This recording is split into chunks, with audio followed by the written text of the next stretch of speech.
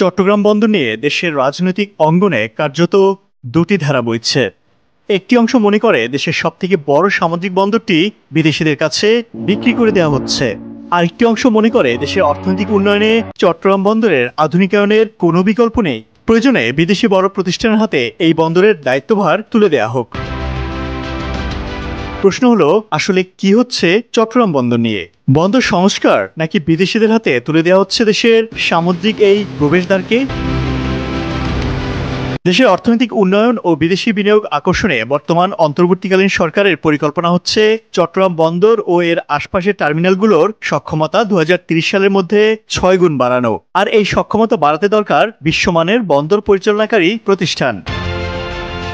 অন্তর্বর্তীকালীন সরকারও চাইছে চট্টগ্রাম বন্দরের সবকটি টার্মিনাল ইয়ার্ড পরিচালনা বিদেশি অপারেটরদের হাতে ছেড়ে দিতে, যা বর্তমান সরকারের একটি নীতিগত সিদ্ধান্ত।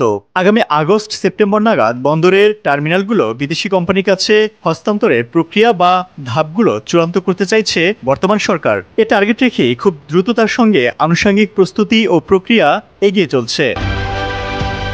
আরব আমিরাতের দুবাই ভিত্তিক কোম্পানি ডিপি ওয়ার্ল্ড চট্টগ্রাম বন্দরের মূল অপারেটর হিসেবে বিবেচনার শীর্ষে রয়েছে। তালিকায় আছে পোর্ট অথরিটি অব সিঙ্গাপুর। এছাড়া ডেনমার্কের এপি মেলারও এ তালিকায় রয়েছে।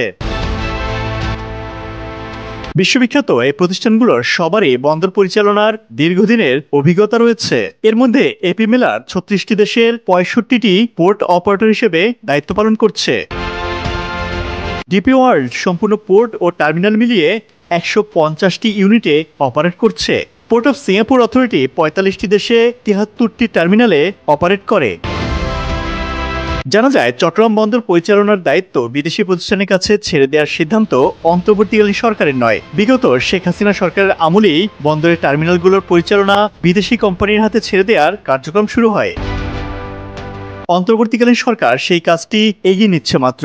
তখন বিষয়টি নিয়ে কোনো উচ্চবাচ্য না হলেও হঠাৎ করে চট্টগ্রাম বন্দর নিয়ে সরগরম দেশের রাজনীতির মাঠ। তবে চট্টগ্রাম বন্দর বিদেশিদের হাতে তুলে দেওয়া নিয়ে যত বিতর্ক হচ্ছে, তার মূল আলোচনায় চট্টগ্রামের নিউ মুরিং কন্টেইনার টার্মিনাল।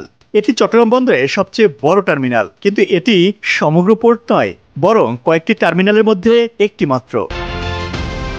প্রশ্ন হলো, Chattogram New Mooring container terminal নিয়ে কেন সবার এত মাথা ব্যথা? এই নিউ মুরিং টার্মিনাল এতদিন কিভাবে চলেছে?